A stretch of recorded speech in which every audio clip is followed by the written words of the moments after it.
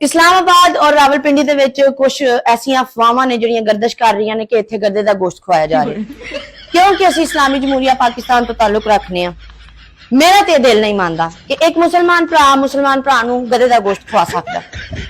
ਮੇਰਾ ਦਿਲ ਨਹੀਂ ਮੰਨਦਾ, ਮੈਨੂੰ ਨਹੀਂ ਪਤਾ ਤੁਹਾਡਾ ਦਿਲ ਮੰਨਦਾ ਜਾਂ ਨਹੀਂ ਮੰਨਦਾ, ਤੁਸੀਂ ਆਪਣੀ ਰਾਏ ਖਿਆਲ ਜ਼ਰੂਰ ਦੇਣਾ। ਹਾਂ ਬਾਕੀ ਹਾਂਜੀ ਅੱਜ ਪਕਾਉਣਾ ਕੀ ਕੁਝ ਸਮਝ ਨਹੀਂ ਆ ਰਹੀ ਯਾਰ ਕਾਸ਼ੀ ਵੀਡੀਓ ਬਣਦੀ ਹੁੰਦੀ ਤੁਸੀਂ ਪਕਾਉਣ ਦਾ ਪੁੱਛਣ ਆਈ ਜਾਂਦਾ। ਬੀਫ ਪੁਲਾਵ ਬਣਾ ਲਓ ਪਲੀਜ਼। ਬੀਫ ਪੁਲਾਵ ਆਹੋ गोश्त है कि मंगावना पौसी मां मेरे ख्याल में गोश्त पे आए। हाँ तू ही भी दस दियो फिर बाद च थोड़े रोले मैं बीफ कबाब खाने मैं बीफ कबाब वेख लवो फिर मैं तो बीफ पुलाओ दे हक च बीफ पुलाओ बना लियो बीफ पुलाओ।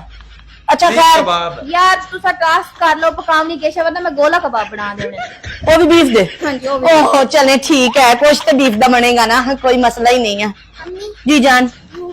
वीडियो बनदे विच हुण दूजा बंदा आ गया अम्मा नु आख्या मैं बीफ पुलाव बना दियो प्लीज। मैं मसाला बना ला जो तुसी मसाला बना लो बीफ पुलाव हुणे बनदा है बाकी वेख लवो की चलदा है क्योंकि देखो मेरा इस मैं तैनूं पहलू आख्या मेरा ये दिल नहीं मान रहा कि इस मुल्क दे विच आके ये चीज़ां हो सकदियां इसलिए तुसी दबा के जिहड़ियां ने ना बीफ पुलाव बनाओ गोला कबाब बनाओ बीफ मटन कढ़ाई बनाओ जिहड़ा तुहाडा दिल करदा बीफ दे बारे ये खबरां गलत ने कि सानू गधे दा गोश्त खाया जा रहा है।